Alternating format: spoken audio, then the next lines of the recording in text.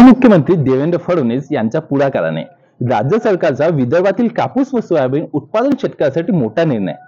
हेक्टरी 5,000 रुपये मदत जाहीर करण्यात आली असून मदतीचा लाभ खरीप हंगाम 2023 मध्ये ज्या शेतकऱ्यांचा कापूस व सोयाबीन पिकाचे नुकसान झाले आहे अशा शेतकऱ्यांना मिळणार आहे.